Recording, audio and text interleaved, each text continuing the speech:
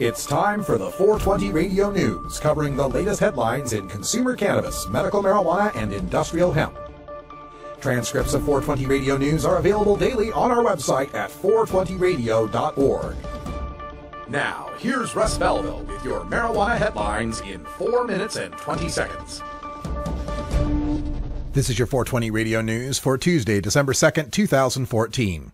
The White House review of police militarization ended Monday with no proposed major changes to federal programs that funnel military equipment to local law enforcement.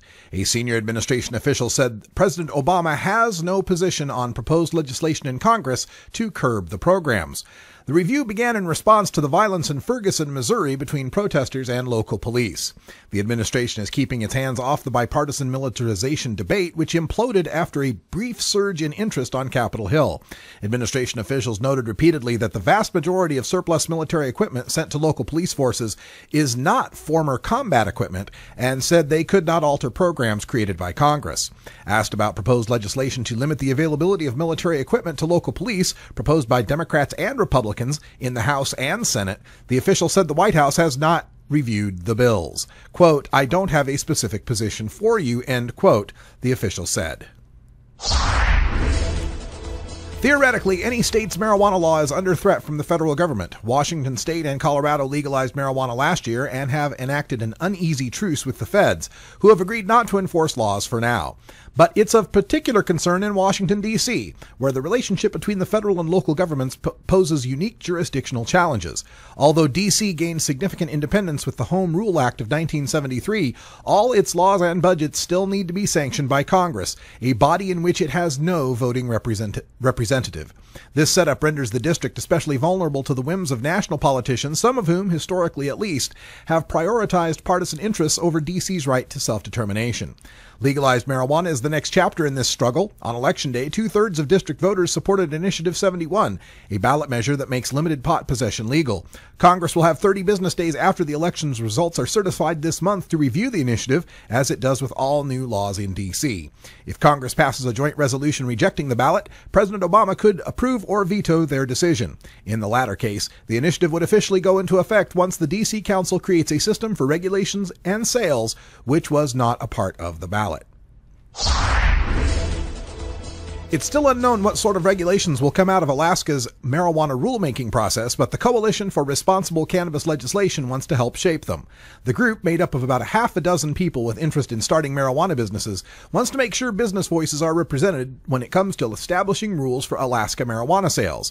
Not technically lobbyists, but more organized than the average group of citizens, the group hopes to bring a professional voice to the conversation about how to craft marijuana rules in Alaska. The idea isn't to make the process more difficult, but to provide guidance when it comes to making laws that won't stifle potential marijuana businesses. The members of the group are based in both Anchorage and Fairbanks. The group campaigned in favor of the ballot measure, even registering as a group with the Alaska Public Offices Commission. However, their involvement was low-key. Overall, they contributed about $4,200 to advocate for the campaign. Colorado and Washington both had medical marijuana dispensaries in place when legalization passed in 2012, but Alaska has none.